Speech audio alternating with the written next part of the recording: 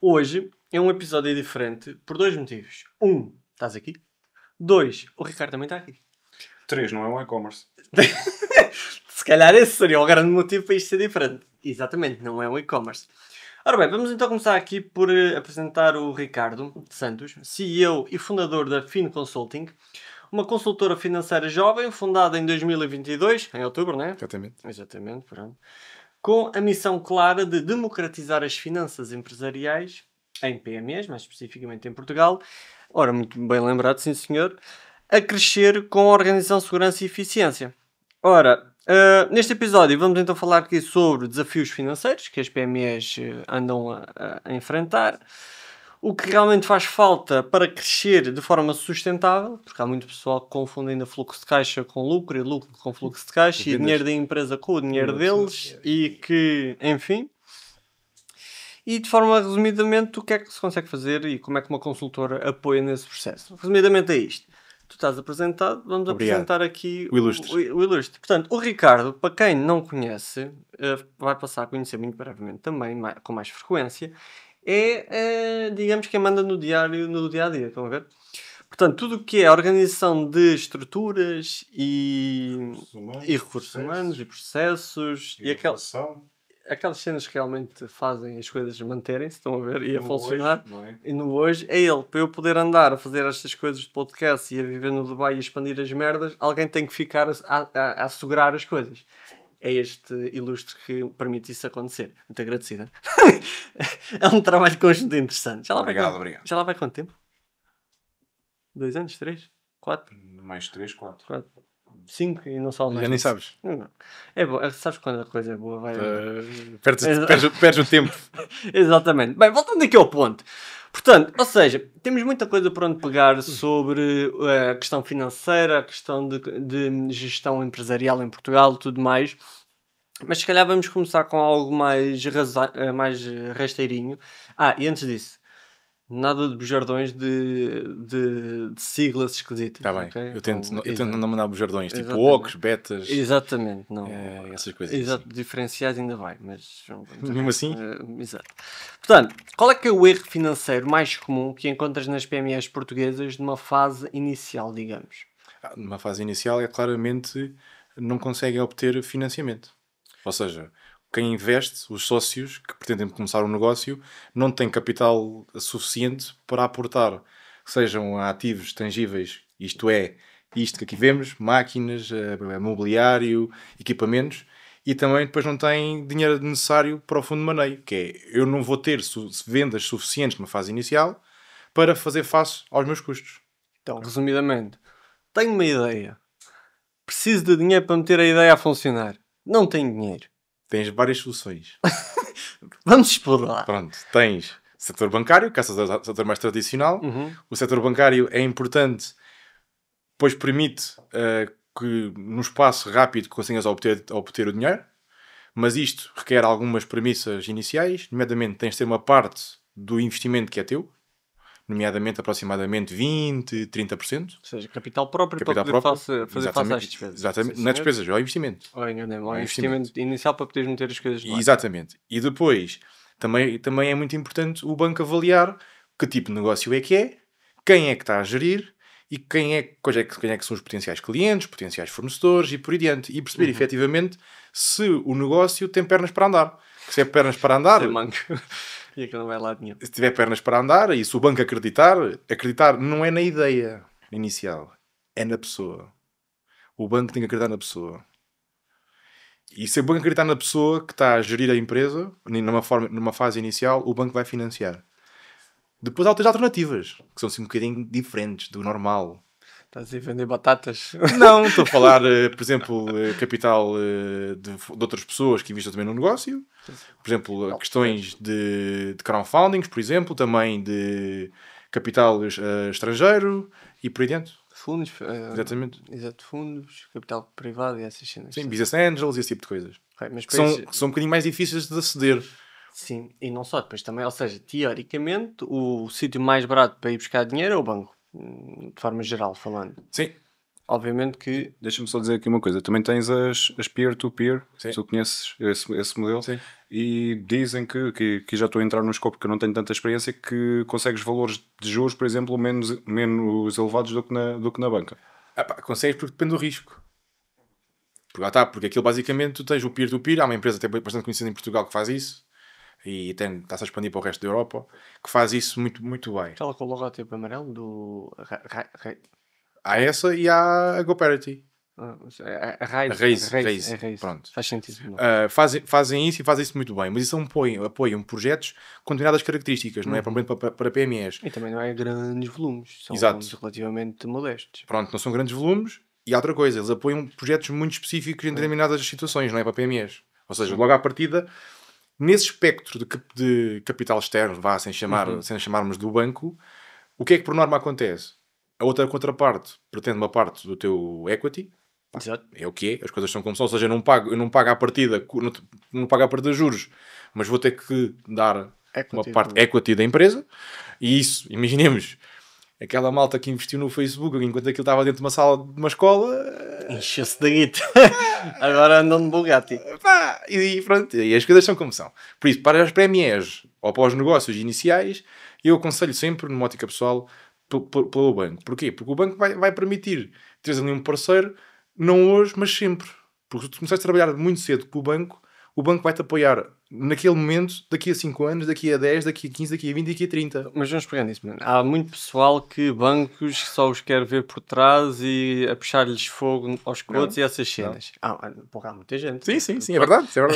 Agora, imensa gente, demasiada gente. Exatamente. Agora, um dos pontos menos óbvios, mas mais claros quando um gajo começa a ganhar alguma destreza, alguma competência financeira é que o sítio mais barato para ir buscar dinheiro é efetivamente ao banco. E mais rápido. E que sem limites, bem, claro que há limites, mas ou seja, sem os limites, digamos, dos 20 ou 50 mil ou coisa desse género, etc. Claro que tem nuances, não muito para mal. Mas o que é que tu sugeres ao pessoal que ainda acha que o banco é o diabo e que se devia arrebentar com aquilo tudo e começar a trocar folhas de banana em moedas? Quais são as tuas palavras de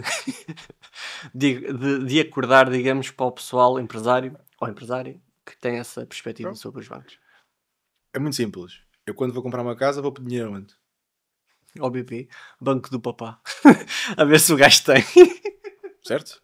Eu quando preciso comprar uma máquina ou equipamentos, eu vou ao banco. Certo? Vou dinheiro de onde? Dos depósitos, do pessoal que mete lá o dinheiro? Certo? Não. Sim, mas o dinheiro para fazer o investimento. Não falo do dinheiro do banco. Sim. Vem de alguém que esteja disposto a meter lá o dinheiro. Sim. Com determinado risco e determinada taxa de juros. Sim. Que a vida é assim, da mesma forma. O que é que o banco é? O banco é um fornecedor. Sim. Da mesma forma, o banco fornece-me dinheiro, eu pago por ter esse dinheiro antecipado. Da mesma forma, com o tipo da madeira que me põe cá a madeira para eu fazer móveis, por exemplo, também tenho que lhe pagar. É um recurso. E se eu pagar, tipo, a 60, 90 dias, ele não vai vender a madeira ao mesmo preço que me vende se eu pagasse a pronto. Pois. É a mesma coisa. É o mesmo negócio.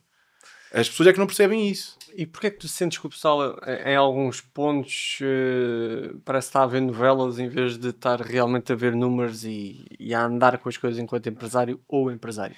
Eu vou fazer aqui uma analogia. Vai lá, pá, vai lá que é tua. Não te segures. Tu não te segures. Há pessoas que são obesas e sabem que são obesas e que não querem encarar a realidade. Pronto. Se calhar... Os números mostram as coisas de uma forma fria, crua e tal como elas são. E os números refletem a falta ou o bom comportamento que os empresários têm. Uhum. E eles sabem disso. Deixa-me fazer aqui um parênteses. Ou seja, então, basicamente, aquilo que nós estivemos aqui a dizer foi que, de uma regra geral, o pessoal vê a banca e vê os bancos muitas vezes como um demónio, vamos chamar assim. Casas da reputação. Pronto, exato. Mas, no entanto, ainda há pouco tempo saiu nas notícias, cada vez mais as pessoas particulares recorrem a crédito. Porquê é que tu achas que existe esta visão da banca? Ok, a partir do particular as pessoas não conseguem aceder a outros instrumentos que as empresas conseguem. E a título particular as pessoas precisam de tirar férias, comprar carros, fazer coisas que não devem fazer com crédito pessoal. Mas pronto, isso é outra situação. Mas que continuam a recorrer. Isso é um ponto muito interessante para até o Paulo Bilhena... Eu vou dizer uma coisa. Eu conheço empresários que numa fase inicial dos negócios financiaram-se a título pessoal para meter dinheiro na empresa. Às vezes é necessário. Epá, Não é a melhor abordagem, mas imagina, o banco não te dá, tu precisas da mesma, vais pagar mais juros, é um facto, fica mais caro. Mas é isso ou não arrancares com o negócio? epá, Pois, sim. mas porquê? Porque se calhar o banco vai financiar a empresa, não acha que és credível para gerir a empresa. Porque não é o banco, não é o balcão que decide o crédito, que passa por uma série de etapas e por uma série de filtros e crivos que vão avaliar se tu tens a capacidade de gerir. Eu percebo, mas eu sinceramente aí... Há falhas, como é óbvio. exato, pá. Imagina, vais começar uma cena digital, tecnológica, vamos para uma app. Como é que... Obviamente que há pessoas extremamente competentes dentro dos bancos, não estou a parecer em casa, mas de forma geral. Man, não me lixo. Os gajos já saberem o que é uma cookie e que não é para comer já é uma vitória. Portanto... Isso é verdade. Não, isso é um facto. E aquilo que eu digo muito, e pá, as pessoas sabem que eu fui bancário e conheço muitas pessoas na área bancária, não sei, familiar até. Eu até digo que os bancos, e para quem decide uma grande parte da gestão de crédito ou da gestão de risco de crédito dentro dos bancos, tem que perceber muito mais de empresas e de negócios do que meramente aquilo que está estritamente ali estabelecido dentro do banco. Eu digo isto há alguns anos, porque eles olham para aquilo, olham para números, eles não conseguem perceber o negócio por trás. E há muitos bons negócios que a banca não decidiu investir, podemos chamar que é um investimento, porque vai ter um retorno, a banca recebe juros, é um investimento. Pronto, decidiram não investir, não apoiar, e que se viram passados 10 anos terem sido negócios extraordinários para quem lá investiu, outras pessoas ou outras entidades. E as coisas são assim, ou seja, eu acho que para quem decide crédito dentro da área bancária, tem que pensar de uma forma mais aberta e pensar que aquilo é um negócio. E eu até defendo que para negócios novos deve haver um comitê específico em que os empresários novos ou as ideias novas devem ir apresentar as ideias lá, por exemplo, à sede do banco, algo assim desse género. Eu defendo isso. Eu percebo, mas acho que não estão pai virados, sinceramente. Eu sinto que o banco é mais mass market, entre aspas. Não só, e as grandes empresas. Exato, eles querem... Ok, queres quanto? Obras 1 milhão ou 2? Sim, senhor. Não é 1 milhão ou 2, Luís. Então, quantos? 500, 600, 700. Pronto, pá, o que tu quiseres. Mete o dinheiro que quiseres. Mas, ou seja, eles querem grandes volumes para conseguir mexer. Por exemplo, eu vou dizer uma coisa. Há 3 semanas atrás saiu uma entrevista do Presidente do Banco de Fomento num programa cá na RTP3 ou na RTPN ou Informação do CEO do Banco de Fomento. E eles basicamente estão a apoiar um investimento na Alta Europa, em que não é um banco que apoia, é que ele é feito por consórcios, ou seja, todos os bancos se juntam e cada um dá tipo... Uma mesinha. Mas não são mesinhas pequeninas. Bem, se calhar para eles, a dimensão deles é. Mas pá, estou-te a perceber. Mas lá está, por isso é que a cena das tecnológicas desenvolveu-se tanto com a parte de business angels e isso tudo, porque era pessoal com uma visão diferente, mais ágil, mais rápida. Queres dinheiro, eu dou-te, mas também passa para cá mais valor do que 3, 4, 5% de juros. Ou seja, isso é um grande risco para o setor bancário mundial. Porque sabes uma coisa, nos Estados Unidos há mais financiamento de private do que propriamente da banca. Pois. Tem sua lógica. Porque eu estive há um tempo com um senhor que é o pai do risco de crédito no mundo, o Edward Altman, ele disse isso, que é dos Estados Unidos, e ele disse que há mais private equity tipo nos Estados Unidos do que propriamente tipo crédito tradicional. Precisamente para as empresas. Tem sua lógica, efetivamente. Mas voltando aqui ao ponto. Ou seja, o pessoal está com um negócio, ou está com uma ideia de negócio, quer-se meter a andar, aquilo que saca o investimento que faça sentido para a pessoa ter o investimento, não sei o quê. Só que, quando se começa, há muita coisa que um gajo tem que dominar. Pá, e sejamos sinceros, os empresários, e agora não é cascar neles, a função do empresário não é propriamente andar a estudar contabilidade, ou estudar finanças e não sei o quê, pronto. É sim, perceber o que é, falar com quem é direito e orientar-se. Portanto, pensando aqui em 3 grandes métricas principais, ou 3 grandes números, caso tu prefiras pensar assim, qual é a tua sugestão de que quem está à frente de uma empresa, os 3 grandes números que tens de ter debaixo do olho para garantir que a coisa não vai ao charco? Primeiro é aquilo que manda, é o fluxo de caixa. Se a empresa não tem dinheiro para fazer o curto prazo, isso já foste. Pronto, acabou, game over. Isso é primeiro, ou seja, eu tenho que ter um mapa todos os meses para perceber efetivamente de onde é que o meu dinheiro veio, para onde é que ele foi, inclusive é dividido pela atividade. Se é dos clientes, se é para pagar a fornecedores, se é para pagar ao pessoal, se é de investimentos que eu estou a fazer, ou até de recebimentos que eu estou a fazer. Por exemplo, há muitas empresas que têm depósitos a prazo de dinheiro e depois recebem juros 3 em 3 meses, 4 em 4 meses, o que for. Isso é o primeiro ponto, ou seja, o fluxo de caixa, saber exatamente qual é que é o valor que eu estou a gerar de fluxo de caixa todos os meses. E há a outra parte, que é a primeira parte, que é saber exatamente da minha operação, que é aquilo que eu recebo dos clientes, operacional, basicamente. que eu recebo dos clientes e pago a fornecedores e pago o salário. Para perceber efetivamente se a minha atividade, daquilo que é o meu dia-a-dia, que é de clientes e fornecedores e salários, e isto é estável, está a gerar dinheiro. Porque se não tiver a gerar dinheiro, eu não consigo fazer investimentos. Ou se tiver a gerar dinheiro muito, muito curtinho. Isso é a primeira métrica, que é saber exatamente o dinheiro. A segunda, eu gosto de olhar também para o EBITDA. O EBITDA é o quê? É basicamente a diferença entre as vendas e todos os custos operacionais, sejam eles custo da matéria-prima ou mercadoria, gasto com pessoal ou fornecimento de serviços externos. Isso, a diferença vai dar o EBITDA. Isso vai perceber se a tua atividade está a gerar valor a nível operacional. Basicamente a margem bruta. A margem operacional. Exatamente. Sim. Não é bem margem operacional, porque mais mal tens de tirar as depreciações. Sim, mas em grosso modo é isso. E isso vai-te perceber... vai-te saber e vai-te perceber se a tua atividade está a gerar valor, que é diferente de gerar dinheiro. Pronto. Isso é uma métrica também muito importante, porque permite também tu, de certa forma, perceberes quanto é que a tua empresa vale. De uma forma bastante rápida. Okay? Depois a outra métrica que eu gosto muito a nível macro é a autonomia financeira. A autonomia financeira basicamente vai-me saber, dentro da minha estrutura, qual é que é a minha percentagem de capital próprio face ao ativo.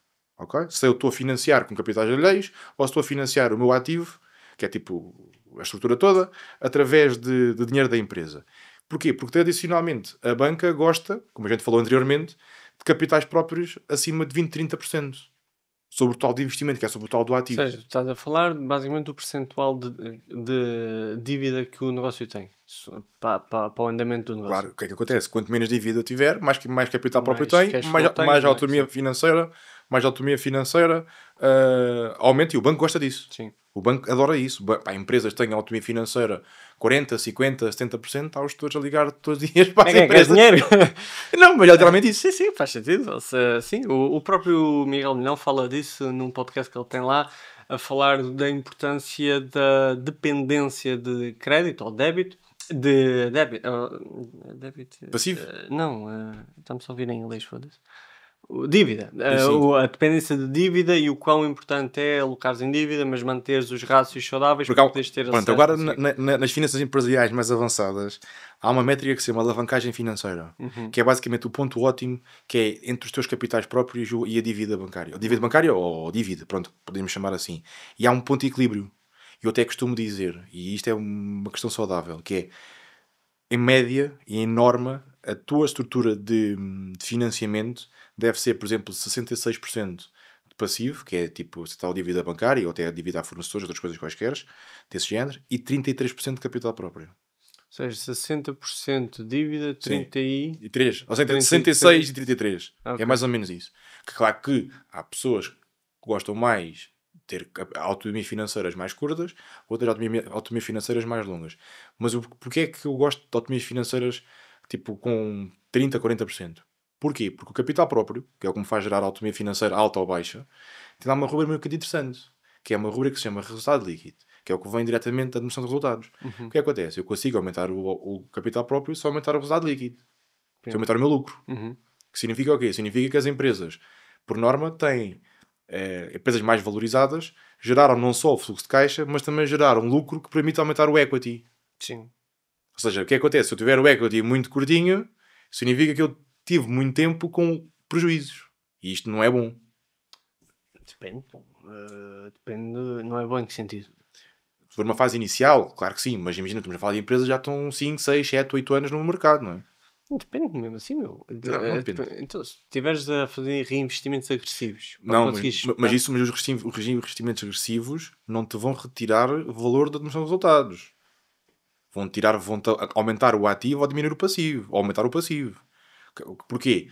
Só se tiveres um investimento maluco, as depreciações destoirem quando não são resultados. Mas é um investimento... Pá, está bem?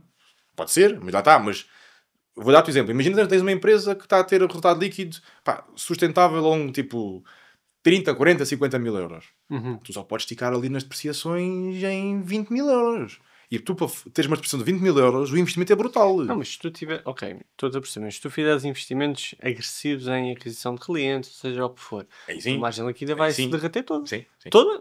Uma parte, sim. Exato, como E quem é diz. por isso que é importante nós temos de ter cuidado com isso. Que é nós, de certa forma, e se forem empresas que querem se desenvolver, não pensam só no curto prazo, também pensam no longo prazo. Têm que montar a sua estrutura para que no final do ano não ande depois o contabilista a fazer marosgas com temas, como por exemplo inventários, para aumentar ou diminuir resultados. Mas isso, ok, estás com o foco em se ele quiser ir buscar mais capital para. E não só, tu não podes ter uma empresa com capital próprio negativo em Portugal. Não é isto. Não podes ter. Não pode haver perda de metade ou do dobro do capital social. Não pode. Não. É Ah, o em artigo Portugal. É o artigo 35 ou 51, não, acho que é o 35. Sim, Do sim. Código das Taxas Comerciais. Sim, em Portugal acredito. Mas. Porquê? Porque isso vai permitir. Porque capital próprio negativo é uma empresa tecnicamente falida. Alguém está a São arder. falências técnicas. Pronto. Sim. Alguém está a arder. Sim, mas tu podes ter fluxo de caixa e mesmo assim Podes. estás arrebentado nesse aspecto. Porquê? E Porque o banco está a meter dinheiro na banca. Ou os o fornecedores. banco, ou seja lá Quem quem for, for, mas exatamente. isso é muito, muito, muito comum em empresas, em, sei lá, startups tecnológicas, sim. a alavancar-se em dívida que nem gente grande, obviamente. A Amazon foi um caso desses. Exato. E Teslas e seja A Amazon- o Uber também para caraças. Sim. O PayPal por acaso não tem. Não interessa, estamos a fugir ao ponto. O ponto é, eu percebo o teu ponto, contudo, eu sou muito adepto da cena mais agressiva, ou seja, no sentido de expansão mais rápida, mas eu percebo o que é que estás a dizer e faz todo sentido. Mas a expansão rápida em Portugal é muito difícil. Não, sim, em Portugal também, ok. Certo, em Portugal percebo perfeitamente e percebo o ponto. Eu estou a pensar mais tipo, pá, tipo, uma empresa, a não ser que sejas um café ou uma cena assim desse género, ok, aí eu calmo e digo já de boca cheia que não percebo nada disso, eu só sei beber café e acabou. E o pastel nata, não é? Sim, o pastel de nata também sou muito adepto de um bom pastel de nata. Eu aí tenho muito a dizer sobre a nata. Mas fora isso, teres falências técnicas tendencialmente é uma coisa má, obviamente, mas não significa, desde que tu tenhas números bem controlados, o custo de adquirir o cliente, o valor do cliente, o controle sobre o fluxo de caixa. Foi por isso que tempo. a primeira métrica Exato. era logo o fluxo de caixa. Exatamente. Isso é que manda, isso é que me Exatamente. permite pagar. Exatamente, e tu podes ter, entre aspas, quer dizer, na minha opinião, podes ter prejuízo desde que tu tenhas muito bem controlado, lá está o fluxo de caixa, mais especificamente ainda, na minha opinião, mais uma vez, o prazo médio de pagamento e o prazo médio de recebimento. Se tu tiveres isso bem alinhado, tu consegues controlar essas coisas. Isso é o problema das empresas em Portugal. Não, sim, isso é outro problema. Mas, ou seja, se tu tiveres isto alinhado, teres falência técnica, eu percebo que, ou seja, falando em papel, no sentido de coisa, vai-te dar uma carga de trabalhos e se quiseres ir buscar dinheiro ao banco vais ter que contar uma história muito bonita. Não há história possível sequer. Pronto, exato, mas, ou seja, vais ter que contar uma história bonita, mas estamos a desviar do ponto. O ponto é, voltando então aqui à questão inicial, estava a dizer fluxo de caixa, EBITDA, ou seja, a margem operacional e a outra que esqueci-me. É a autonomia financeira? Autonomia financeira. Que é a estrutura, basicamente a tua estrutura de capital capacidade de gerar alheio. lucro e, A tua estrutura de capital alheio face ao teu ativo. Exatamente, ou seja, o quão estás apoiado em dívida para alavancar as cenas ou para expandir as cenas, o que diz. Sim, senhor. Faz sentido. Tu levantaste um ponto muito interessante que, especialmente a e-commerce, que é o que nós trabalhamos mais, é dos pontos mais importantes, o fluxo de caixa. Pá, eu já perdi o número de vezes que já falámos, pá, olha lá, que o dinheiro não é todo igual, tu tens dinheiro operacional, dinheiro financeiro, dinheiro de investimento, não sei o quê, tens de dividir o dinheirinho em cofres, e eu sinto mais vezes que estou a ver o meu pai ensinar-me na fase inicial do que era o dinheiro. E atenção, está tudo bem. Só que o pessoal vê isso muito complicado e diz que isso é giro, mas é para nós os gurus do marketing ou os gurus das finanças, porque isto na vida real, o que conta é ter dinheiro na conta e não sei o quê. Ok. Só que a questão é, para tu manter o dinheiro na conta, é necessário saber gerir o dinheiro que tens na conta. Comportamentos. Exatamente. Os nossos clientes, alguns não, mas aqueles clientes que têm necessidades específicas de fluxo de caixa, nós temos reuniões todas as semanas com comportamentos. Para fazer cobranças, alargar prazos de pagamento a fornecedores, reestruturar a dívida e por aí dentro. Todas as semanas. E pegando nisso, pegando esta parte da divisão dos dinheiros que entram e nos dinheiros que saem através dos cofrezinhos, partir do princípio que o negócio já está orientado está, Tem uma estrutura. exatamente, está a Sim. andar, não sei o quê, e agora está na hora, sim senhor, quero ser uma Amazon da vida. Ou seja lá o que tu quiseres ser. Pronto. Em que momento é que uma PME deve ter apoio externo à região? Depende do negócio, sim. Agora vou dar-te o exemplo. Imagina uma empresa que até é uma PME líder, porque nós em Portugal temos 2 classificações, PME líder e PME excelência, conforme alguns rácios. Um deles até é a autonomia financeira. Exato. E até o outro é o EBITDA. Mas por lá está, mas não é o fluxo de caixa, que é interessante em Portugal, ninguém fala sobre isto.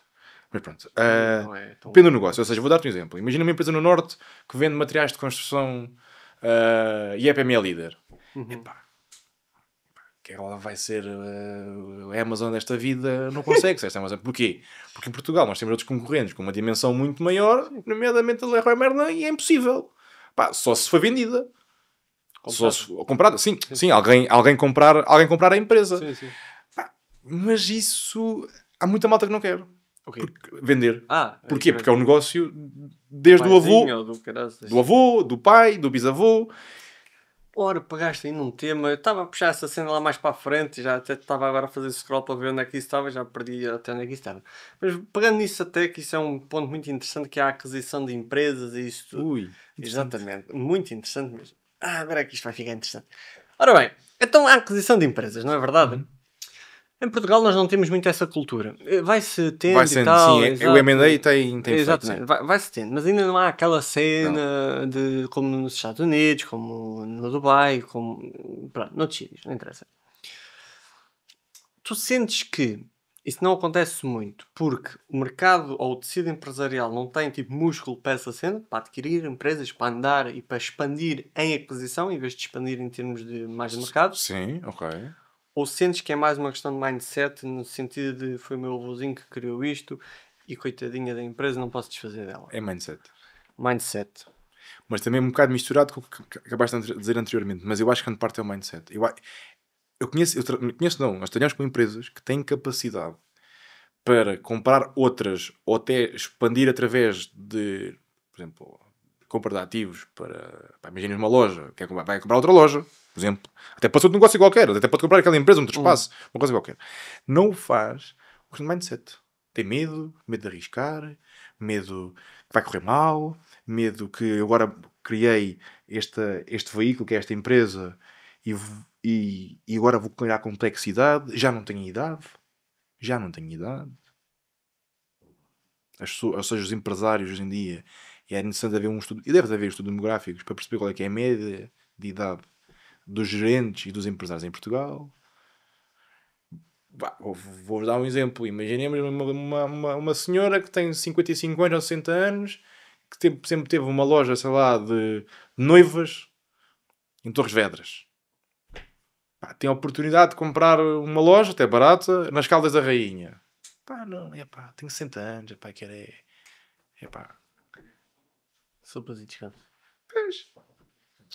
Ok. E depois também outra coisa. Podem ser mais novos, mas como já era do pai, do avô e do bisavô, não se querem desfazer. Ou seja, o inverso. A outra que estava a vender, não querer vender. Ok, certo. Ok, e como é que tu vês o futuro no sentido de, ok, temos esse cenário, uns têm o capital, mas vai dar trabalho, os outros não, isto foi feito pela minha avózinha, e temos agora um outro grande ponto que é o pessoal a dar de fuga. E há outra coisa inevitável na nossa vida. As finanças? Não? Também. Mas há outra coisa inevitável na nossa vida. É a morte. É a morte. Pronto, exato. Também vão-se desviver e por aí fora. Portanto, tendo estes 3 cenários, ou seja, Itália, isto é do meu avôzinho, para estar de trabalho, e o pessoal da geração que nós temos, do qual eu até faço parte, que é, vou lá para fora que, pronto. Como é que tu estás a ver a realidade do mercado nos próximos 5 anos, a 10, dependendo de como queiras agora fazer a resposta, na questão de expansão? Estás a ver mais a sermos comprados por espanhóis, franceses, ou não sei o quê? Chineses. Exato. Sim. Ou estás a ver mais uma cena de que vamos dar a volta no sentido de... Pronto, O dar a volta pode ser muitas voltas. E se dar a volta, eu acho que Portugal tem ótimas condições para se desenvolver de forma diferente do que era os últimos 5, 10 anos atrás. Isso é outras questões. Agora, falar disso que falaste, que é... Nós em Portugal temos um grande desafio nas empresas e ninguém fala sobre elas, que é a falta de mão de obra. Em muitos setores da economia, em muitos setores de atividade, eu tenho clientes desesperados para arranjar mão de obra. Mas manobra em... Construção civil, carpintaria, eletricidade, canalizadores. Ou seja, cenas mais tradicionais. Tenho clientes grandes, grandes empresas em Portugal que fornecem para lá os serviços e não conseguem porque não há mão de obra. E agora isso é um problema no mercado, nas empresas. Agora, essa pergunta que é, achas que as empresas vão se expandir com capital externo, vão ser compradas, ou vai haver aqui investimento diferente, ou elas vão, de certa forma, crescer por elas próprias aqui dentro? Eu acho que vai haver, no futuro, nos próximos 5 a 10 anos, muito investimento estrangeiro em Portugal que aloque, e até podemos dizer que forme recursos humanos para alguns setores da economia. Ou seja, deixa-me só fazer aqui uma pergunta. Disseste que tens empresas e há empresas em Portugal com falta de mão de obra em Portugal. E agora eu tenho uma noção da resposta, mas queria ouvir do teu lado. Porque é que tu achas que existe essa falta de mão de obra? Ricardo, eu sou mau. Isso é uma grande volta. Isso é que é uma grande volta. Eu sou mau. O que é que eu acho? Porque é que eu acho? Há uma resposta que para mim é logo a primeira. Tem a ver com os ordenados, certo? Sim, mas os ordenados é uma consequência de uma falta de situações que aconteceram no país nos últimos 50 anos. Certo, exato. Mas eu sei que tu vais chegar àquilo onde eu quero chegar, que é a questão dos ordenados. A maior parte das vezes, se tu tiveres do nada, sei lá, um empreiteiro, alguém da construção civil, que se triplicar ou quadriplicar ou quintuplicar, aquilo quase que se cria a mão de obra. Mas há um problema, a meu ver, de valor. Ou seja, daquilo que é a capacidade de produção, não só das empresas, como dos recursos humanos. Era aí que eu queria... A produtividade. A produtividade. É um bocado... Nós já falámos em off sobre isso. O PIB per capita em Portugal é ridiculamente baixo. Pronto. Com base nisso, imagina, o que é que tu vês aqui, já fugindo um bocado àquilo que são os temas que nós tínhamos aqui, mas acho que também é importante... o que é que tu vias que era necessário? Uma grande volta. Eu já te dizer, era a única que eu tinha, nem está aqui escrita. O que é que tu vês que faltava em Portugal para ser, por exemplo, ter um PIB, por exemplo, per capita como o da Suíça? Como o da Suíça, não. A Suíça é um país diferente. Pronto, por exemplo, como o da Irlanda, Irlanda, pode ser. Então eu vou-te contar uma história. Bora. Um CEO de uma empresa, ou um investidor de uma empresa no estrangeiro, quando pensa colocar as suas instalações num país, não vai olhar se aquele país tem bom sol ou tem lá nuvens. Vai pensar como é que, de uma forma de fatores que não controla, nomeadamente fatores de tributação, pode alocar mais valor ao acionista. Estamos a falar dos impostos. Certo. Pronto. Não acho que esse é o problema, não acho que seja o problema da pergunta da falta de mão de obra. Mas eu acho que isso é um dos problemas daquilo que tu falaste, que é, nós temos um PIB per capita muito baixo. Pronto, devido à falta de produção. Ou melhor, falta de produtividade, não é falta de produção, falta de produtividade. São coisas diferentes, nós produzimos. Não produzimos é horas a mais. Pronto. Um CEO ou um investidor de uma empresa do estrangeiro, como por exemplo a Google ou outra empresa qualquer, pensa, eu vou para um país instalar as minhas instalações e a minha estrutura que seja fiscalmente atrativo. A Irlanda, tanto como Portugal, como Espanha, como Itália, como a Grécia, também passaram muitas dificuldades durante a crise das dívidas soberanas, em 2000, a dívida do subprime. Sim. E o que é que a Irlanda fez? Agora até está um bocadinho diferente, mas pronto, o que é que a Irlanda fez após isso para começar a criar valor na sua economia? Trazer essas empresas. Como é que trazer essas empresas? Nem é por causa das cervejas que lá bebem, nem por causa das nuvens. Nem por causa das nuvens. Porque se fosse por isso, a malta vinha para Portugal. É porque lá as empresas que lá se instalam têm condições para poder viver num ambiente em que o Estado não seja inimigo delas. Eu não estou a dizer que em Portugal o Estado é inimigo. O Estado tem que se definir. Porque não sabe se é inimigo, se é amigo, se é competidor, se é o quê. O Estado em Portugal, ou seja, a estrutura estatal em Portugal, infelizmente ainda não se definiu face às empresas. Às vezes dão dinheiro, às vezes tiram, às vezes fazem competição com empresas e por aí adiante. Não se percebe muito bem o que é que o Estado anda aqui a fazer. E é por isso que depois lá está. Como não sabe o que é que anda aqui a fazer, taxa-se. Ok. Então, dúvida, taxa. Tenho aqui outra pergunta. Que falaste do tema da produtividade. vivemos numa época onde a mão de obra nunca foi tão qualificada como é agora. Como é que nós podemos retornar? Não tem cá. Não me deixaste terminar a pergunta. Embora! Olha, vou dar uma grande volta. Então Vou pronto. dar uma grande volta. Então como é que se reteia o talento? Como é que se retém o talento? Eu acho que se retém o talento com um conjunto de fatores que não passa só pelo Estado. Passa também pelas empresas. Nós em Portugal, infelizmente, temos graves problemas dentro das empresas. A nível processual, a nível daquilo que é a meritocracia, a ascensão na carreira e por aí adiante.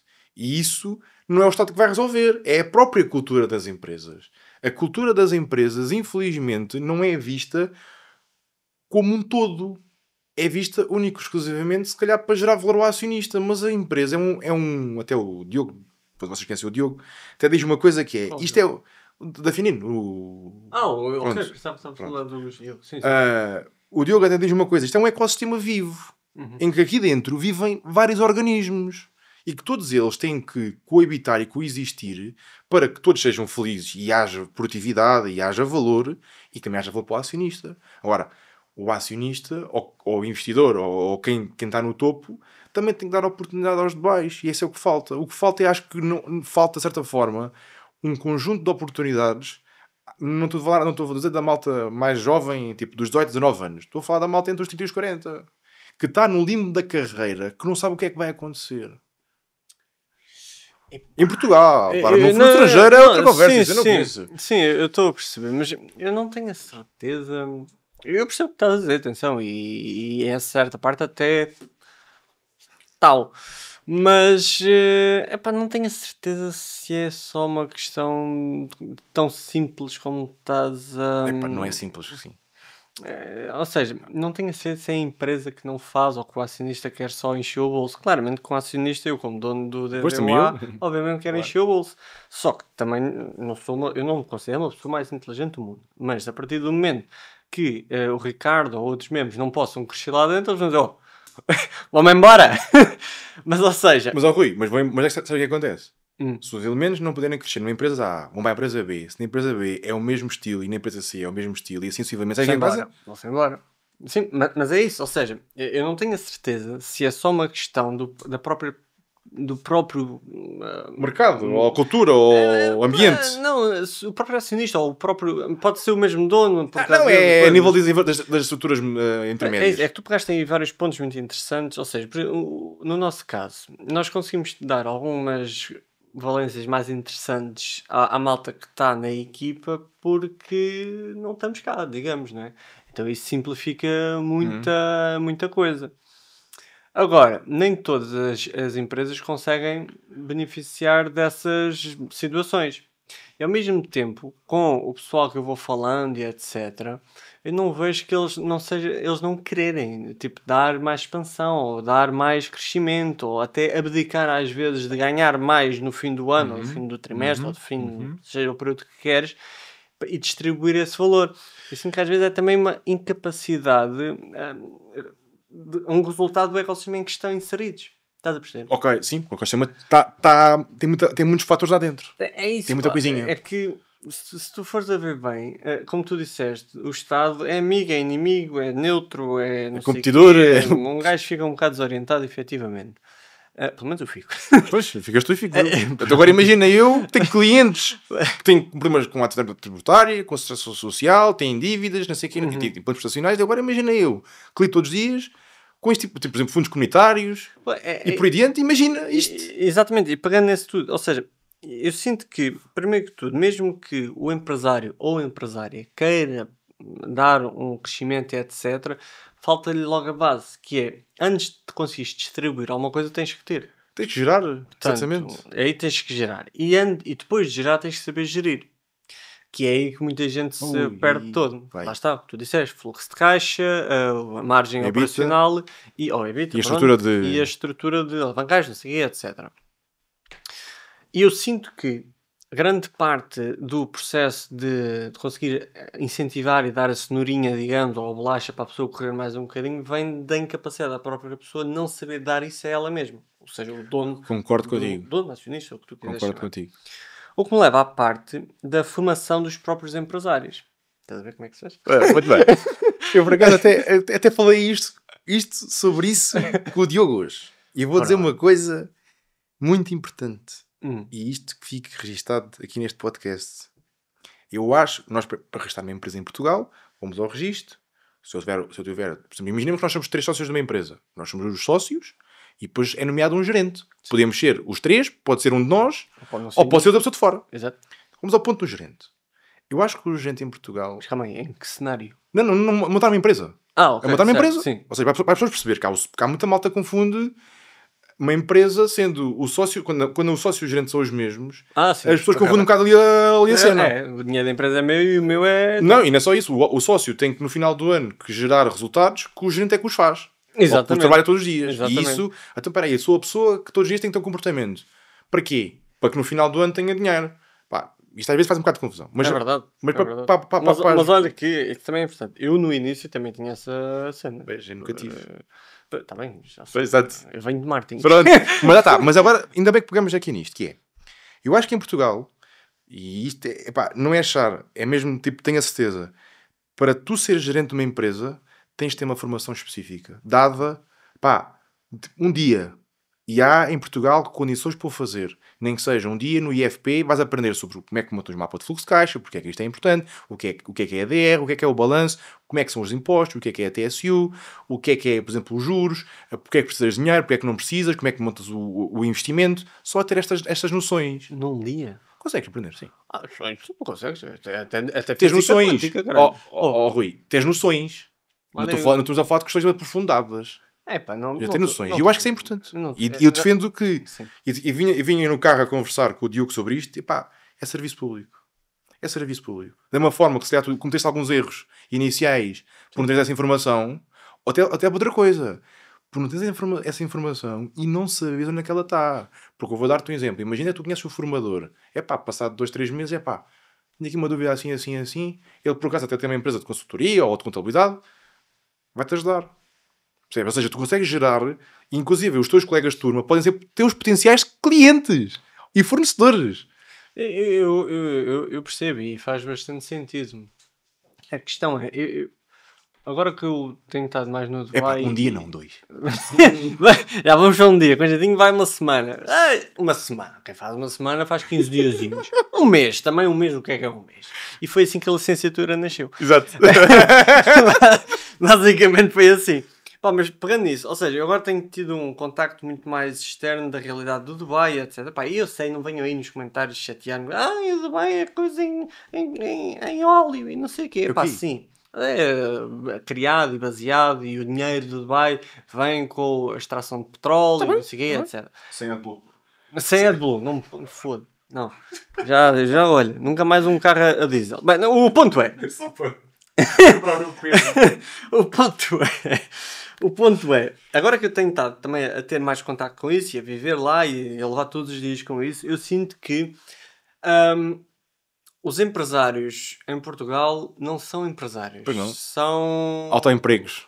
Isso. Mas antes mesmo disso... Eu não posso dizer isso. Mas pronto, depois eles trocam e põem a minha cara na tua ou a cara deles. Trocam fala. Qualquer coisa desse género. Não te preocupes. É isso. Ou seja, lá eles são muito comerciantes. Ou seja, eles primeiro que tudo é como é que eu vendo isto. Exato. Esse é o primeiro ponto. Nós aqui temos mais a arte do desenrasca. Lá aqui é um bocado lixado na arte do desenrasca. Mas o ponto é, eu sinto que é muito mais também a questão do mindset inicial com que nós somos formados desde putos do que propriamente a questão da formação. É importante, não é muito para mal, obviamente. Isso é interessante porque e até comentei isso com o Diogo. Nós em Portugal temos um problema que é a falta de literacia financeira nos jovens e nos adultos. Sim. A questão é, nós, por acaso agora até o Governo fez agora uma proposta ou uma medida que as aulas de cidadania vão ter incluído literacia financeira para as crianças e para os jovens. Mas quando é que isso vai ter reflexo? E que competências é que as pessoas têm para falar sobre isso? Pronto. Também é essa mas assumindo que são pessoas competentes que vão lá ensinar as crianças e os jovens sobre a literacia financeira, como é que manda uma empresa, não. Daqui a quando é que vai ter reflexo sobre isso? Daqui a 20 anos. E há outra coisa, que é a componente prática de viver, experienciar e saber como é que funciona uma empresa.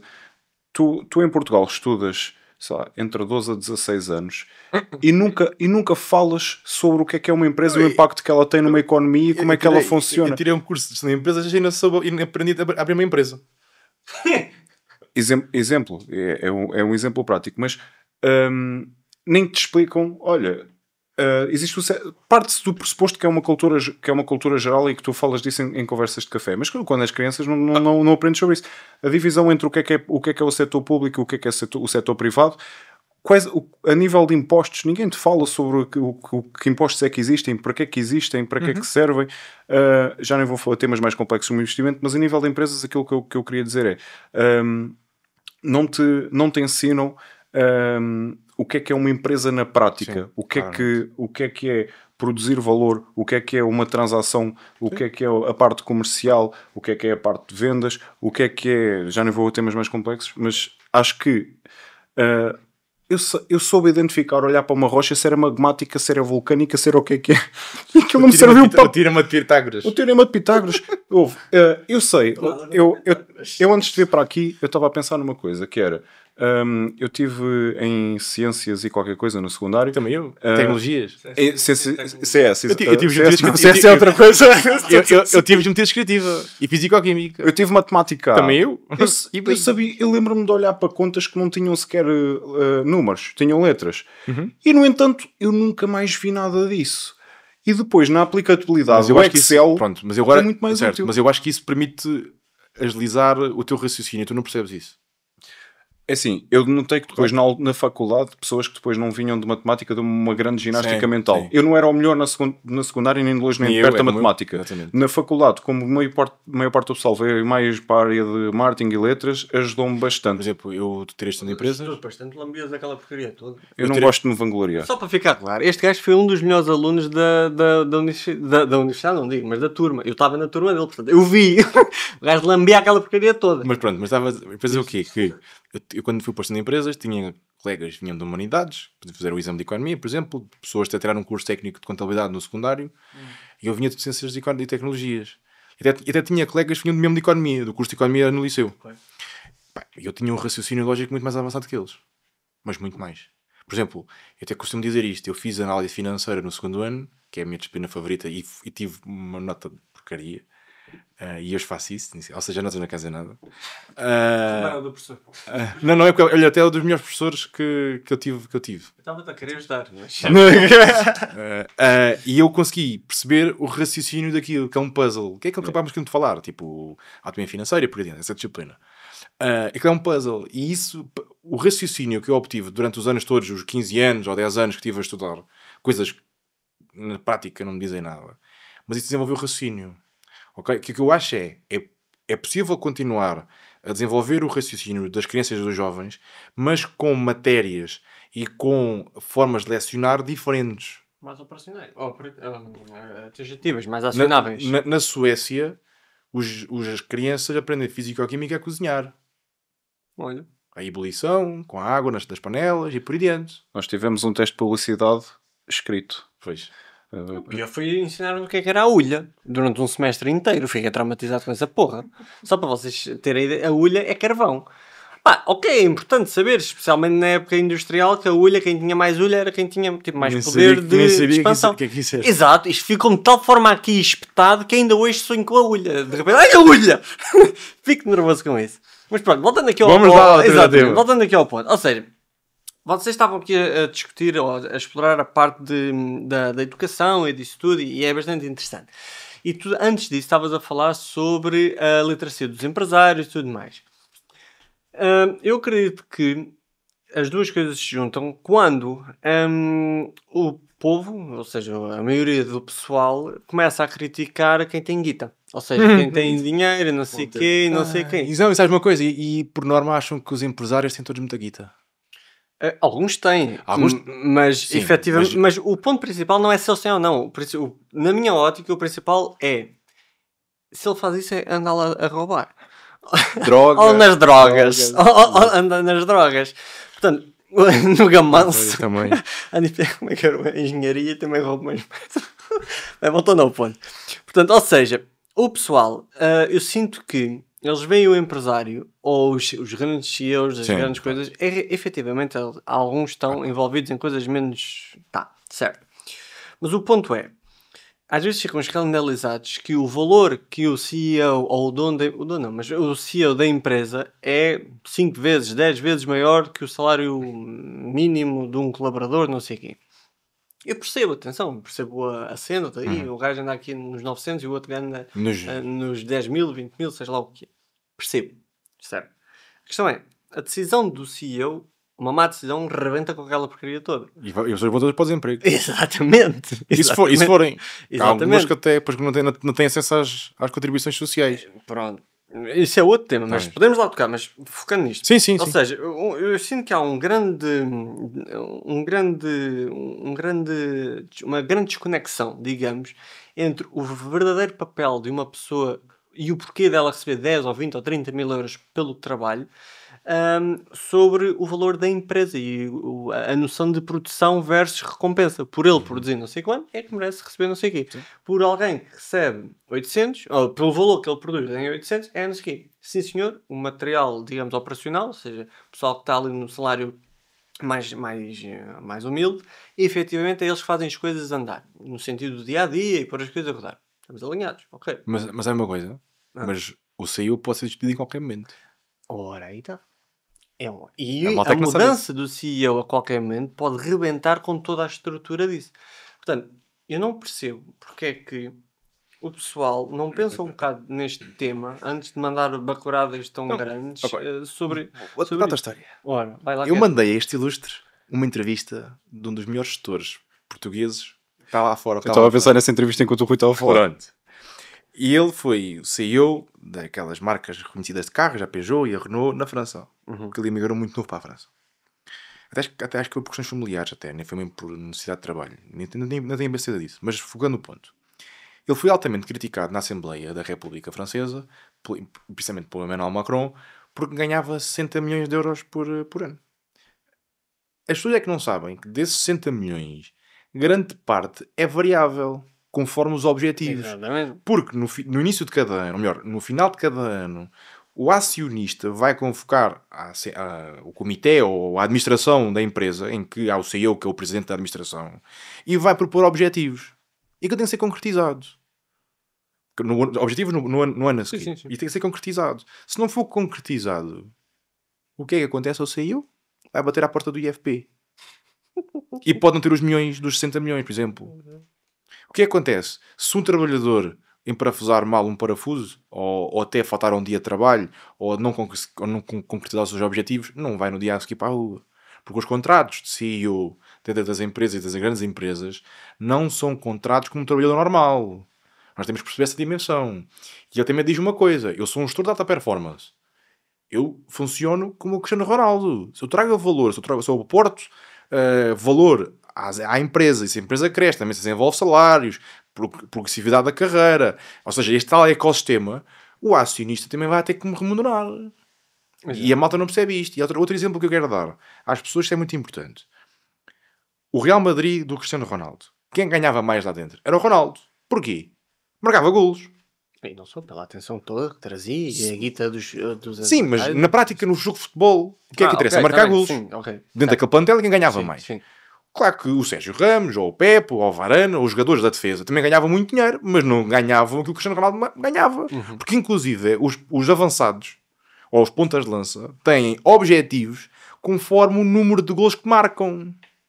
E recebem por isso. Os defesas centrais não. Ou os laterais. Ou seja, quem joga mais à defesa. Porquê? Porque é que é mais decisivo? É marcares? Claro que é marcares, né? Porque marcar mais golos, se marcares 10 golos, qual é que é a probabilidade de ganhares um jogo? É maior. É como faturar. Quanto mais faturas, a probabilidade de safada é maior. Pronto. Tudo tapa grandes ineficiências. Também é verdade. Que é aí que vamos então pegar. Ui. Estás a ver como é que se faz? Ou seja, pegando essa parte da faturação, meu. Ou seja, agora numa ótica mais de tiro rápido, Ok. digamos. Ou seja, o que é que faz mais sentido para ti? Margem mais apertada, mas grande volume de faturação? Ou baixo volume de faturação e alta margem? Baixo volume de faturação e alta margem. Porquê? Porquê? Ah. Porque eu estou a gerar mais valor. Estás a gerar mais valor. Ou seja, o Baixa que interessa, o que interessa, no, o que interessa no final do ano é quanto é que eu recebo a mais, ou melhor, não é quanto eu recebo a mais, é quanto eu recebo, faço aquilo que vendo. Eu conheço muitas empresas que faturam, por exemplo, 200 mil euros por ano, nada de especial mesmo, Sim, sim. e têm em percentual, e até têm muitos clientes. Ou seja, até faturam pouco e têm muitos clientes. Ou seja, dada a sua estrutura. Ok? Tipo, ou seja, imagina, faturam 200 mil euros por ano e têm tickets médios, por exemplo, de 900 euros. Uhum. Pronto. E têm margens tipo 30% a 40%. Ok. E tem uma estrutura Espera, margem aqui. de EBITDA, lucro ou de EBITDA, mas assumir isto. Porquê? Porque são altamente eficientes, sabem onde é que têm que atacar, atacam bem, a malta paga e até outra coisa, as pessoas pagam Atempadamente. a pronto. Ora A bem. pronto. Pagam a pronto, pá, espetáculo. Eu digo assim, esse negócio é top. Agora é assim, começas a aumentar a estrutura, começas a abrir mais lojas, Pois. o risco é maior e não estás blindado. Mas aí é que está, ou seja, eu pessoalmente, até fazendo paralelismo, dependendo da fase, eu prefiro mais faturação e menos lucro. Porque mais fluxo de caixa significa mais dinheiro para se poder alocar em recursos. Mas tu estás a tirar lucro, vais ter o custo. Esse custo é para onde? Para a aquisição. Pronto. Isso não me disseste. Ou seja, se eu tiver, eu posso estar a abdicar. Eu posso estar a abdicar de lucro, por exemplo, para ser mais agressivo a nível de marketing, por exemplo, da Sim, aquisição. é isso. Eu queria perceber o teu raciocínio, por isso é que Ok. eu fiz a questão. Mas lá está, ou seja, como eu estou mais com o raciocínio mais de marketing, vou para um lado. Agora Tu vou-te estás fazer uma pergunta. Quantas Ah. empresas em Portugal, do espectro que nós temos em 1 milhão de empresas em Portugal, quantas é que investem em marketing à sério? 1%? Depende. Pá, não sei E digo-te percentual. uma coisa, eu acho que a Fini não investe em marketing à sério ainda. Vais, Ainda- coitinho, vais. Mas percebes? Ou Para seja, este mês acabar. mas Não, este mês não, o rosto. pronto, mas percebes o que eu estou a dizer? Ou seja, nós temos que olhar para Portugal. Temos este tipo de empresas. Que empresas é que aqui estão? Não investem em marketing. Mas isso é uma oportunidade na minha ótica. Pois é. Isso na minha ótica é uma oportunidade. O que nos leva ao início da conversa, que é a falta de controle e conhecimento dos números, faz com que não vejam as oportunidades que têm. Epá, sim. Sim, não, mas, epá, Não, sim, não. sim e não. O sim porquê? Porque isso é facto. Se nós olharmos para isto como se todas as cabeças de todos os empresários fossem iguais, ou seja, e passassem como nós. Mas não, porque nem todas as pessoas pensam como nós. Há simplesmente pessoas em Portugal que têm empresas muito boas e andam, por exemplo, uma empresa de transportes de caminhões, por exemplo, andam todos os dias na roda. E tem empresas que faturam milhões. As pessoas não têm noção. As pessoas não têm noção do tipo de empresas que cá em Portugal. Eu felizmente tenho, porque eu acompanho estes clientes. Até gostava de conhecer mais. Aquilo que eu já conheço, pá, malta e pessoas com a idade dos nossos pais, até mais novas com a nossa idade, é pá, que trabalha a séria. Pá, acorda às 5 da manhã e vai para a cama às 11 da noite, todos os dias dentro de um caminhão. E vai buscar dinheiro, e fatura, e recebe, e paga, e ninguém conhece essa malta. É verdade, sim. Agora é que nós estamos com. Há oportunidades, já. É isso? Há oportunidades. Agora é assim, meter na cabeça destas pessoas estas oportunidades. Eu vou dar-te um exemplo. Estamos a falar de empresa de materiais de construção. Acho que, por exemplo, era importante ter um marketplace. Mas lá está. Mas aquilo é uma empresa local que grande parte dos clientes vão lá à loja. Mas aí voltamos à outra parte que estavas a falar, que o tecido empresarial é feito não por empresários, mas sim por Sim, coisa de trabalhadores. sim, ou autoemprego. Exatamente, autoemprego, que é aí que eu faço o paralelismo com o Dubai, Abu Dhabi, essas cenas todas. Tens montes disso, atenção, não me interpretes mal. Mas o pessoal, quando está a criar logo a cena, é como é que eu faço isto, tiro-me daqui para fazer o que realmente sei fazer. E eu vejo aqui muito é quererem controlar tudo. Sim. Eu é que faço isto, eu é que faço aquilo, não sei o quê. Tu eu pago não fogos. sabes, não sei o quê. Exatamente. E andam tipo em modo chihuahua ali a correr atrás, não sei o quê. Lá fora, Dubai, na Alemanha também não se vê tanto como aqui em Portugal. O pessoal, ok, há sempre essa fase, atenção, obviamente, mas eles têm a mentalidade, ok, se eu quero realmente encher o bolso, eu não posso estar a fazer tudo. Tenho que criar mecanismos para ir ao guião. A estrutura da Finin, inicialmente, quando a Finin começou, contratámos logo o Diogo. Pois, exato, e foi um dos pontos que eu... Olha, este gajo é fixe, pá. Foi essa cena, a tua mentalidade. Nós já fomos mais, agora somos eu, o Diogo e a Beatriz. E de certa forma, a empresa vai fazer agora 3 anos, nós estamos a abdicar, em parte, de fluxo de caixa e de lucro para ter este tipo de estrutura. Porque eu vou fazer uma coisa, e digo isto em qualquer tipo de esplendor. eu tinha mais capacidade para ganhar muito mais dinheiro estando sozinho. Sim, Mas qual é que é o problema? Eu sim. ficava altamente dependente de mim. Isso é como qualquer... E atenção, o Diogo e a Beatriz sabem disto. Eu não estou a dizer nada. Sim, mas isso é em qualquer empresa de serviços, mano. Tipo, ao início eu também ganharia de certeza mais, o Ricardo também. E eu etc. hoje até estou a cometer, de certa forma, posso estar a cometer um erro aos olhos dos outros, mas na minha ótica não estou. Porquê? Porque eu vejo isto é uma corrida de 100 metros, isto é uma maratona. Exato. Eu hoje, grande parte dos clientes são acompanhados, melhor, grande parte não, 100% dos clientes são acompanhados por mim a nível mensal ou semanal. Contudo, é a Beatriz que faz as contas, a parte operacional, os mapas, e eu é que os acompanho. Ou seja, eu vou ao norte, vou à margem sul, vou ao Algarve, etc. Porque eu quero. Porque eu quero sentir o empresário. Eu quero saber. Isso não é escalável, não. Eu sei que não é escalável, mas já sabes o que é? A minha resposta para ti quando disseste isso. Pronto, mas porque eu quero sentir. Estas histórias que eu estou a dizer hoje são histórias reais. Numa primeira volta eu acredito que isso faça Isto não vai ser sustentável nos próximos 2 anos. Nem pouco mais ou menos. Eu nem neste ano, mas ok. Pronto. Mas eu quero nesta fase. Sim, faz neste sentido ano, para ganhar terreno e essas cenas sentir. e perceberes as dores. Faz sentido, sim, ok. Percebes? Ou seja, eu fico contente em ir a uma empresa no norte do país e ver como é que eles estão a operacionalizar. O que é que está a acontecer ali dentro. E perguntar de cara a cara, olho no olho, o que é que o empresário sente, quais é que são as dificuldades. E isto permite-me hoje ter informação para dizer a qualquer pessoa e a outros empresários, outras pessoas, o que se passa na verdade no terreno. E isto para mim hoje é importante. Agora é assim, daqui a 5 anos, daqui a 5 anos quero estar no Dubai a passar. Não, olha que no Dubai eu estou a fazer o que tu estás a fazer agora. Numa versão é um bocado diferente. Não, mas sim, nesta fase faz sentido. Eu percebo, sim, é questionável, mas eu percebo o teu lado, e sim, respeito, e ok, sem stress, faz sentido. E pegando nisso, até se calhar, no teu caso, não sei, mas pronto, depende de como tu queres levar a questão. O ponto é, tu preferes, anteriormente tu preferiste mais margem e menos volume de faturação. Aqui tu preferes muitos clientes com um valor médio mais curto ou poucos clientes com um valor médio mais alto? Ok, depende do teu nível de especialização. Eu neste momento, eu prefiro menos clientes com tickets maiores. Há o risco de eu perder clientes e perder o ticket. Mas eu não posso olhar, está como tu dizes bem, eu não posso olhar só para o que tenho hoje. Eu tenho que continuar a investir em marketing, que se há alguma coisa a acontecer aqui a estes clientes, eu tenho sempre outros em fila de espera. Ok? Ou seja, eu digo isto, a Infinine, se calhar nesta fase, não precisava de investir o que te investe em marketing. Mas investe porquê? Porque eu não sei o que é que vai acontecer no próximo ano. Sim.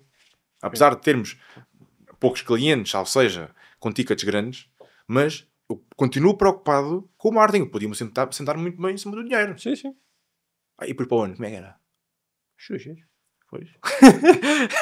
E depois como é que é para o ano? E depois voltar a montar toda a estratégia. É lixado, vídeos, como é que é? Vou perder aqui 6 meses. Sim, na melhor das hipóteses. E eu vou estar 6 meses sem faturar? Depende do dinheiro que tens em caixa. Pronto. Se calhar não aguenta. Sim, pá, claro. Tens alguma questão que queiras... Tinha só uma paz que é boa para terminar, que é como é que... Estás-te já a rir? É fácil. Calma, pode piorar. Como é que a Finine já conseguiu ajudar as empresas e se tens algum exemplo que tu possas partilhar ou queiras partilhar para se tornar mais palpável o vosso trabalho no terreno? Eu vou dizer uma coisa muito simples. As empresas quando entram connosco, todas as empresas que entram connosco, no espaço de 2 meses, a avesa está paga. Com redução de custos. É logo assim. Uma empresa que eu consigo controlar os custos, logo uma fase inicial, eu consigo reduzi-los em 20%. Okay. Dá-me um exemplo mais prático. Um exemplo mais prático, só para o pessoal achar que não estás a dar uma de guru. Não. Olha, existe a possibilidade de reduzir, por exemplo, a TSU em metade. E mais não posso dizer, porque depois para que trabalho. Mais informações. Mata-se à vista. Vou-vos dar um exemplo. A nível de seguros, é possível renegociar para valores mais baixos. A nível de custos que andam escondidos, que a malta paga e nem sabe, e por aí dentro. Exatamente. Sim. Por exemplo, até a nível de negociação de prazos com fornecedores atempadamente. Ou seja, por exemplo, eu com os fornecedores posso chegar de 2 formas.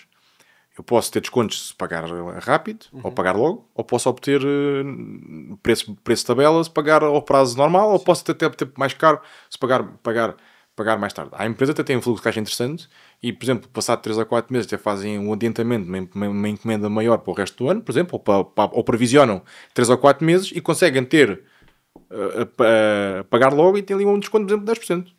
Mas aí tens 2 pontos importantes. Fica sem caixa. A caixa e a estocagem. Certo? Pronto, mas a estocagem eu prevejo naquele mês vender. E tenho encomendas e tenho coisas para vender. Então, vou dar-te um exemplo. Imagina um restaurante. Estás então em andamento. Sim. Ok, pois aí faz sentido. Por exemplo, uma geladaria. Nós temos um cliente que até é conhecido. Temos uma geladaria, tipo a novembro, outubro, nós aprovisionamos aí 4 meses de encomendas para o ano a seguir. A custos do ano anterior. Pois, porque era inverno ou qualquer coisa assim. Exatamente, custos do ano anterior. Paga pronto com taxas de desconto. E outra coisa, eu vou vender aquela matéria-prima no ano a seguir, com efeito de inflação. Sim, exato. E isto permite logo, uma forma rápida, ter redução de custos. Além dos outros, além daqueles, os segurzinhos, as internets, as televisões. Ou seja, basicamente mexe nos custos variáveis. Tudo. E fixos também. Por exemplo, o salário UTS é um custo fixo. Ok. Logo, a primeira coisa que eu faço é olhar para a estrutura de pessoal que eles têm. E perceber efetivamente se há aí possibilidade de reduzir ou não. Sim, senhor. Isto sinceramente Isto estava para 3 horas. Sim. Não, mas eu nem gosto de podcast de 3 horas. Pois, eu acredito. Mas antes de avançarmos, onde é que o pessoal te pode encontrar? Nas nossas redes sociais, nas minhas, nomeadamente Ricardo Moreira Santos, ou na finino.consulting. Pronto. Ou no nosso website, finino.consulting.com. E nos teus lead magnets. Por exemplo, temos um curso, temos agora um diagnóstico gratuito, que nós vamos fazer uma simulação conforme são os resultados e vamos dar logo outputs na prática para fazerem amanhã aquilo que tem que ser feito para gerar mais dinheirinho em caixa. Guita. Aquilo que faz rir. Exatamente, não brincas. Ok, sim senhor. Olha, um gosto, Ricardo. Eu é que tive um gosto, agradeço imenso poder partilhar isto. Ora, o próximo é lá depois em Abu Dhabi. Está bem, pode ser. Porque para mim é muito importante partilhar aquilo que eu vivo. É importante para mim partilhar aquilo que eu vivo no terreno. Ok. Porque eu conheço na prática mesmo isto. Pois, é um ponto válido. E estás numa fase muito interessante, e tenho vindo a acompanhar, assim, dentro das possibilidades que eu vou conseguindo ter. Sei que gostavas demais, mas eu sei. Mas dou-te os parabéns, tens feito uma evolução interessante. Eu pessoalmente acho que podias ser mais agressivo. Eu sei. Não é?